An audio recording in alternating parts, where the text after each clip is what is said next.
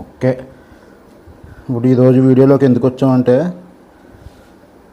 ఒక న్యూస్ చదువుతాను చూడండి. తుటిలో తప్పించుకున్న మేకులు చాకులతో దాడి చేశారు.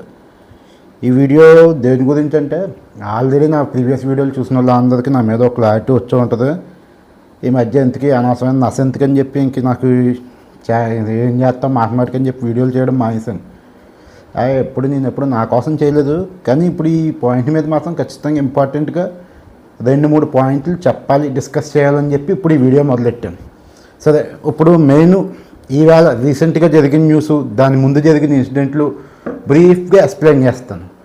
ఆ తర్వాత ఏ మాత్రం కదలకుండా కొంచెం బుధపెట్టినేయండి చాలు. ఇది మామూలు వ్యక్తి కాదండి, ఎంపీ రఘురామ కృష్ణంరాజు గారు. ఆయన చెప్తున్నాను, నేను తుటిలో తప్పించుకున్నాను. నేను అక్కడి నుంచి బయలుదేరిన వెంటనే రామ్ భక్తుల మీద కొంతమంది మేకులు చాకులతో దాడి చేశారు. పక్కా ప్లాన్ ప్రకారం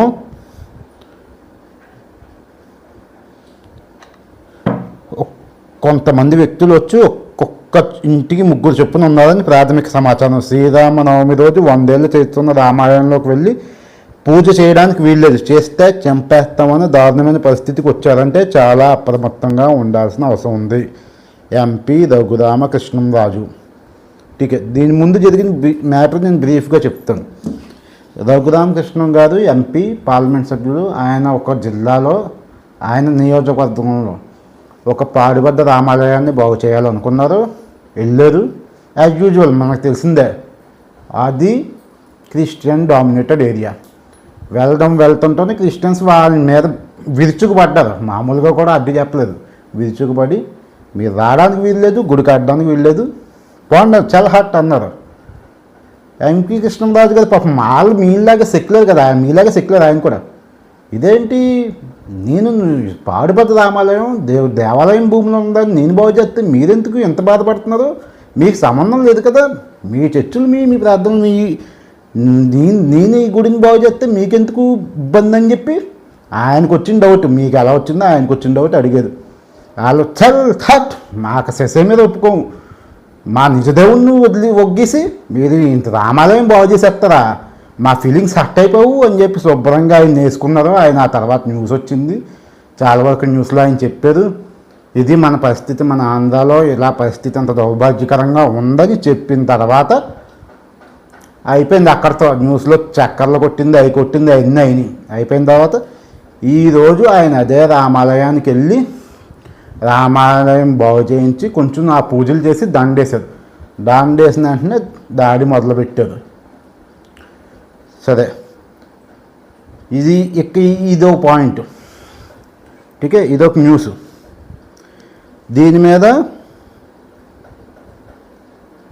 దీనికి సంబంధించిన వీడియోలు నేను కింద ఉంటే పెడతాను కామెంట్స్లో. ఈ ఫోటోలు కూడా మీరు చూడొచ్చు. మామూలుగా ఎంత మరీ చాలా బాగానే చేసేది.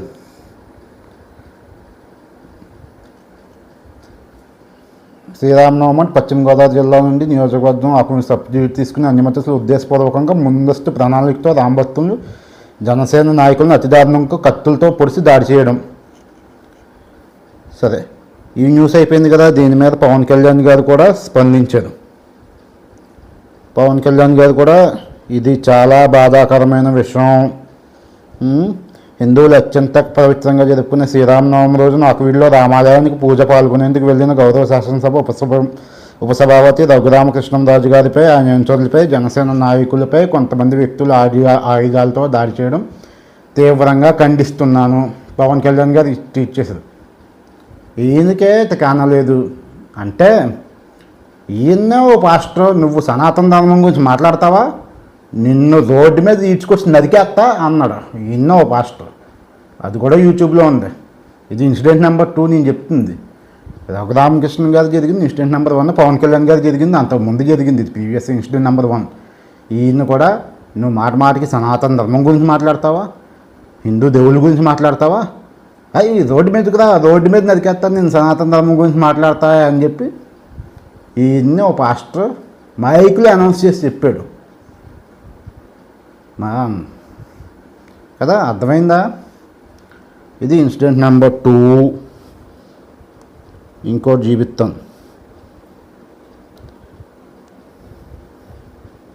ఇంకోటి ఏంటంటే ఈ మధ్యది కాదు, ఇది 3 years బ్యాక్ ఇన్సిడెంట్. ఇది తూర్పుగోదావరి జిల్లా రంగంపేట మండలం కోటపాడు గ్రామం 2023లో జరిగిన ఇన్సిడెంట్. హిందూ శ్మశాన వాటికలో పరమశివుడిని ప్రతిష్ఠించుకునేందుకు గ్రామంలోని హిందువులు తమ సొంత డబ్బుతో పరమశివుడి విగ్రహాన్ని 28/1/23 శనివారం నాడు ప్రతిష్ఠించడానికి శివుని విగ్రహం తీసుకురాగా గ్రామంలోని క్రైస్తవులు తమకు శివుని మొహం చూడడం ఇష్టం లేదు కాబట్టి తనకు కనపడే అంతటి పెద్ద విగ్రహాన్ని పెట్టకూడదు అని రోడ్డు మీద తంట వేసుకుని లారీలో ఉన్న పరమశివుని విగ్రహాన్ని అడ్డు తొలగించారు. దేవాడి దేవుడు పరమశివుడు పోలీస్ స్టేషన్ తరలించి హిందువుల మనోభావాలను అవమానించారు. క్రైస్తవులకి ఏమాత్రం సంబంధం లేని హిందూ శ్మశాన వాటికని తమ సొంత డబ్బుతో అభివృద్ధి చేసుకున్న రుద్రభూమిలో శివయ్య విగ్రహాన్ని పెట్టుకుంటే వాళ్ళకి విగ్రహం కనబడకూడదని సహించలేమంటూ క్రైస్తవ మీద రోడ్డు మీద తంట వేసి మరీ అడ్డుకున్నారు. సరే, ఇది ఇన్సిడెంట్ నెంబర్ 3. ప్రస్తుతానికి 3 చెప్తానులే, ఇంకా ఎక్కువ చెప్తే చెప్పుకుంటూ పోతే బోల్డ్ చెప్పచ్చు. అవన్నీ బోల్డ్ ఉన్నాయి, ఎక్కడెక్కడ ఉన్నాళ్ళు నచ్చకాలు తీసి అన్నీ చేసేటప్పటికి ఈ వీడియో సరిపోదు, మనకి ఇంకా రోజు సరిపోదు. సరే, ఈ అన్నిటిలో కామన్గా మనం గమనించింది ఏంటి అంటే, కొంచెం ఏమాత్రం మినిమం కామన్ సెన్స్ ఉన్నోడికైనా అర్థమవుతుంది ఏంటి, వీళ్ళకు హిందూ దేవీ దేవతల విగ్రహాలు చూసినా వాళ్ళు ఆ గుళ్ళు బాగు చేసినా వీళ్ళకి నచ్చడం లేదు. సరే, ఈ మ్యాటర్ ఇక్కడితో ఆపుదాం. నేను ఇంకో విషయం చెప్తాను. ఇదే విషయాన్ని మేము చాలాసార్లు నేను చాలా హిందూ ఆర్గనైజేషన్తో పనిచేస్తున్నా అని చెప్పాను. కొన్ని రోజుల క్రితం, 1 సంవత్సరం క్రితం కరుణాకర్ గారు, లలిత్ గారు ఆంధ్రాలో పర్యటించి మేము ఆపరేషన్ ఆంధ్రప్రదేశ్ అని ఒక ఆపరేషన్ స్టార్ట్ చేస్తున్నాం. దానికి కారణం ఏంటంటే, ఈ ఆపరేషన్ ఆంధ్రప్రదేశ్లో ఈ క్రైస్తవ జనాభా మత మార్పులు విచ్చలవిడితనంగా పెరుగుతున్నాయి. ఎక్కడ పడితే అక్కడ మన ప్రార్థనా స్థలాలతో గుడి దగ్గర ఇష్టం వచ్చినట్టు శిలువులు విగ్రహాలు పెట్టారు. ఇది ఆంధ్రప్రదేశ్ ఇప్పుడు ప్రమాదపు అంచున ఉంది. దీనికోసం మనం ఎంతైనా పని చేయాలని చెప్పి వాళ్ళు వీడియో చేసే సంవత్సరం క్రితం. ఆ వీడియోలు నేను కూడా స్టేటస్లో పెట్టాను, పోస్ట్లో పెట్టాను. చాలా వరకు దాని గురించి అవేర్నెస్ పెంచడానికి మేము చాలా ట్రై చేసాం. అప్పుడు ఎవ్వరు కూడా నేను పెట్టిన వీడియోలు కానీ ఇవి కానీ అంతగా పట్టించుకోలేదు. నేను ఫోన్లో వదిలేసాను. ఇంకా మనం చెప్పడం వరకే మన వంతు, పట్టించుకోవడం తర్వాత విషయం అని చెప్పి మనం వదిలేసాం. ఇప్పుడు ఏదైతే మేము సంవత్సరం క్రితమే చెప్పామో ఆంధ్రప్రదేశ్ ప్రమాదపు అంచున ఉంది, ఈ మత మార్పుల వల్ల మనకి చాలా ఫ్యూచర్లో భవిష్యత్తులో చాలా ప్రాబ్లమ్స్ ఫేస్ చేస్తామని దానికి వర్త్ ఎగ్జాంపుల్సే ఇప్పుడు చెప్పిన 3 ఇన్సిడెంట్లు. ఎందుకు జరుగుతున్నాయి ఇవన్నీ? ఇప్పుడు నాలాంటోడు హిందూ ఆర్గనైజేషన్స్ చెప్తే జనాలకు ఎక్కట్లేదు. వాళ్ళ చర్చుల్లో క్లియర్గా చెప్తారు, నువ్వేం చేస్తావు, గుడికి పోతావు, గుడికి పోయి దండం పెట్టుకుంటావు, ప్రసాదం వస్తావు, వెళ్ళిపోతావు. అమ్మాయిలు బాగుంటే అమ్మాయిలు వస్తావు, లేదనుకో అంటే ఎప్పుడో నీకు ఎప్పుడో వెళ్ళాలనుకుంటే గుడికి వెళ్తావు. గుడికి వెళ్ళినప్పుడు కూడా దేవుని దండం పెట్టుకుంటావు, ఏదో పూజ 5 నిమిషాలు చేయించుకుంటూ వచ్చేస్తావు. నీ గుళ్ళో పురాణాలు చెప్పరు, ఇతిహాసాలు చెప్పరు, అలాగే కూర్చోబెట్టి గంటలు ఎవరో లెక్చర్లు కూడా ఎవరు. కానీ వాళ్ళకి అలా కాదండి, వాళ్ళని కూర్చోబెట్టి క్లియర్గా చెప్తారు. చేపలను తోముతారు చూడండి, అలా తోమినట్టు వాళ్ళని ప్రతి వారం మన దేవుడే నిజదేవుడు, మనవి తప్పించి ఏది నిజం కాదు, మిగతా అన్నిటిని మనం అస్సలు నమ్మకూడదు. వాళ్ళని నూరి పోసి వాళ్ళ మనసులో ఒక హేటెడ్ నింపుతారు. అది మీకు నాలాంటి హిందూ ఆర్గనైజేషన్స్ చెప్తే ఏమంటుంది, మేము ఏదో అబద్ధం చెప్తున్నాం అనుకుంటున్నారు. ఇప్పుడు ఎందాక నేను విషయం చెప్పానా, ఎందుకు మినిమం కామన్ సెన్స్ అని మనం ఉపయోగించిన వాళ్ళకి ఎవరికైనా ఈ వీడియోలు చెప్తే ఈ విషయం క్లియర్గా అర్థం అవ్వాలి. కానీ మనకు అర్థం అవ్వదు, ఎందుకంటే మనం సెక్యులర్లు కాబట్టి. ఇప్పుడు నాలాంటి చెప్తుంటే, హిందూ ఆర్గనైజేషన్ చెప్తుంటే ఏమంటారో,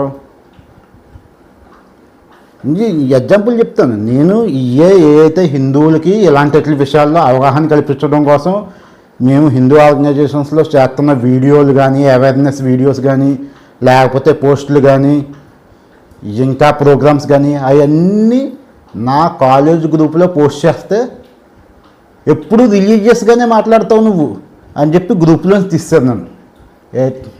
ఏక మొక్క ఆ గ్రూపుల్లోని తీసేస్తే నాకు ఏక మొక్క. వాటి వల్ల నాకేమైనా ఉపయోగం ఉందా ఇవన్నీ పోస్ట్ చేయడం వల్ల?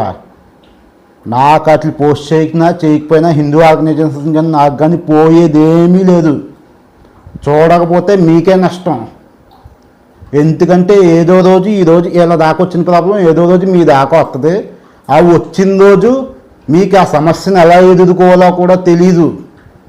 అలాగే కళ్ళు ఎలా ఏలేసి తీసుకుని చూస్తారు.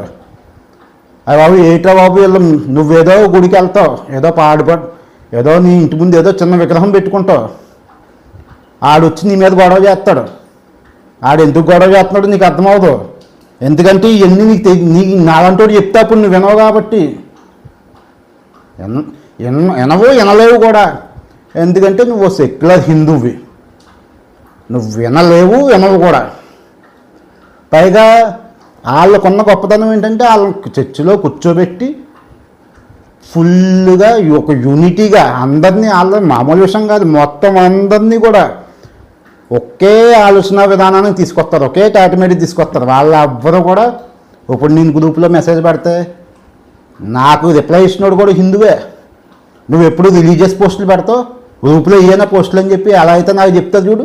ఆ చర్చిలో ఉన్నాడు ఒక్కడు కూడా ఇంకోటి చెప్పడం ఏంటంటే మీరు ఎప్పుడు దేవుడి గురించే చెప్తున్నాడు, మిగతా మన దేవుడు గొప్ప అని చెప్తున్నది, మిగతా వాళ్ళ దేవుళ్ళు గొప్ప కాదని చెప్తున్నారని చెప్పి వాళ్ళు ఎప్పుడూ చెప్పరు.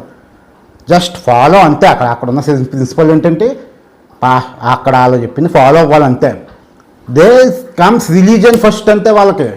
మరి నీకు కందిపప్పు, ఉప్పు, ఆయిల్ ప్యాకెట్, ఆ తర్వాత సినిమాలు, షికార్లు, గాసిప్స్ అన్నీ పోయిన తర్వాత లాస్ట్లో ఎక్కడో నీకు రిలీజియన్ ఉంటుంది.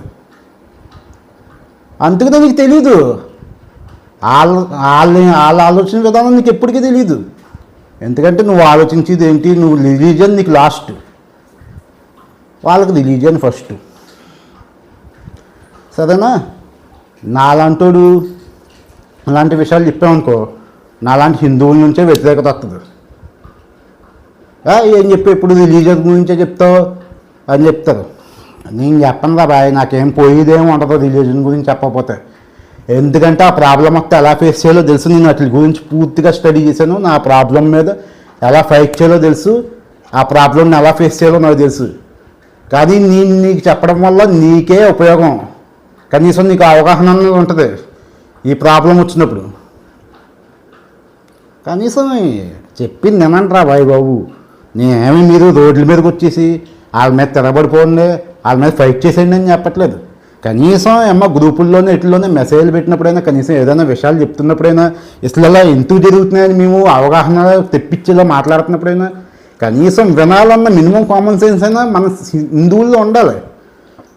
అదేదో పాట ఉంటుంది చూసావా, మత్తు వదలరా నిద్దురా మత్తు వదలరా, ఆ మత్తులోన పడితే గమ్మత్తుగా చిట్టయిపోతావురా అని ఎన్నిసార్లు చెప్పినట్టు మేము చెప్తూనే ఉంటాం. మేము హిందూ ఆర్గనైజేషన్ మత్తు వదలరా బాబు, చుట్టుముట్టు ఆపదలను మట్టుబెట్టు పూనము అయ్యాక చుట్టుముట్టు ఆపదలు ఇవన్నిటిని ఎలా ఇంటి గురించి తెలుసుకోరా బాబు, ఈ నీ దాకా వస్తారా, వాటిని మట్టి పెట్టేలాగా నువ్వు వాటి గురించి తెలుసుకుని ట్రైన్ అవ్వరా అని చెప్పి మేము చెప్తుంటే నువ్వు రిలీజియస్ ఎప్పుడు ఇట్ల గురించే మాట్లాడతావు. ఇప్పుడు చాలామంది హిందూస్లో 90% సెక్యులర్గా ఉంటారు. కొంతమంది విని ఊరుకుంటారు. ఆ విని ఊరుకున్న వాళ్ళు కూడా నేను తప్పుపట్టను. కానీ ఎవడైతే అతిగా రెస్పాండ్ అయిపోయి ఈ సెక్యులర్ హిందువుల్లో ఎప్పుడు ఎలాంటివే చెప్తావు నువ్వు, ఇవే చెప్తావు అని చెప్పి ఇది చెప్పివాడిని కూడా అడ్డం కడతారు చూసావా. వీళ్ళు నిజంగా మన హిందూస్కి పట్టిన నిజమైన దైత్యం వీళ్ళు చెప్పరో చెప్పేవాళ్ళు చెప్పనవరో. మరి ఇవన్నీ ఎలా తెలుస్తాయి? నీ ఇంటి దాకా వచ్చినప్పుడు నాలాంటోడికి తెలుసు ఇది ఊబని ఇందులోకి వెళ్తే కూరుకుంటామని. నీ ఇంటి దాకా వచ్చి నువ్వు ఊబిలోకి దిగిపోయిన తర్వాత నీకు మెడదాకా కూరుకుపోయేదాకా కూడా నీకు తెలియదు నువ్వు ఆ ఊబిలోకి కూరుకుపోతున్నావు అని. ఇప్పుడు చూడు వాళ్ళు అంత క్లారిటీగా ఉన్నారు, వాళ్ళు మెజారిటీగా ఉన్న ఏరియాలో ఒక ఎంపీ స్థాయి మనిషి వెళ్ళి ఒక గుడిని బాగు చేద్దామంటే వాళ్ళు సెసే మీద వద్దంటున్నారు. కానీ నువ్వు నీ ఇంట్లో ఆరోగ్యం బాగాలేదనుకో, ఎవరో పని మనిషి వస్తుంది, మా దేవుడి దగ్గరికి రండి ప్రార్థన చేసుకుంటే తప్పిపోద్దాం అనుకో, అవునా వెళ్ళి ఏం పర్లేదు మొత్తం అయితే ఇటు అన్ని దేవుళ్ళు ఒకటి వెళ్ళిపోయి పంపించేస్తావు. అర్థమవుతుందా తేడా ఎంత ఉందో? వాళ్ళు నీటి వాళ్ళు ఎంత రిలీజియస్గా ఉన్నారో, నువ్వు ఎంత సెక్యులర్గా ఉన్నావో. నీ సెక్యులరిజమే నిన్ను ఏదో రోజు చేశారు.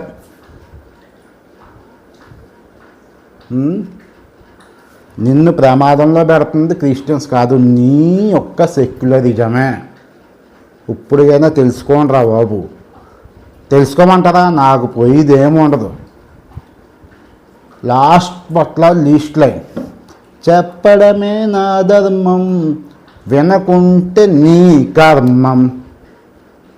ఎంతకన్నా డీటెయిల్గా ఎవ్వరూ చెప్పలేరు. చెప్పిన తర్వాత కూడా అయితే నువ్వు చెప్పేది నాకేంటి, నాకు అన్నీ తెలుసు అని 3 చేపల స్టోరీల్లో ఆడు ఉంటాడు కదా దీర్ఘదర్శి. ఈ చదువు ఎంతో పెద్దది, ఇది ఎప్పటికీ ఎండదు, ఇది మహాసముద్రంలో ఉందని చిన్నప్పుడు 3 చేపల్లో చేపలాగా కవులు చెప్తావా? చదివిన తర్వాత ఏదో వచ్చి చేసిందంట, అలా ఉంటుంది ఇంక తర్వాత నీ పని. కొంగొచ్చి చదివిన తర్వాత అంతే, ఇంకంతే. అర్థమైందా? క్లియర్గా చెప్తున్నాను నేను. వాళ్ళకి రిలీజియన్నే ఫస్ట్, అదే మేము చెప్తున్నాం. అది మేము చెప్తే మేము రిలీజియస్ కాదు. నువ్వు తెలుసుకోనంత వరకు ఇలాంటివి రిపీట్ అవుతూనే ఉంటాయి. ఏదో రోజు అందులో ఆ సైకిల్లో నువ్వే పడి మిస్ అయిపోతావు. సరే, ఎంత చెప్పిన తర్వాత కూడా మనం అర్థం చేసుకోకపోతే మనం ఎవరిని ఏం చేయలేం. ఎవరిని మనిషికి దేవుడు ఒక చిన్న జ్ఞానబల్బని ఇచ్చాడు, అది వాడితే నీకే అర్థం అవ్వాలి. అర్థం అవ్వనప్పుడు ఎవడే ఏం చేయలేడు. సరే, ఉంటాను మరి. జై శ్రీరామ్. భారత్ మాతాకి జై.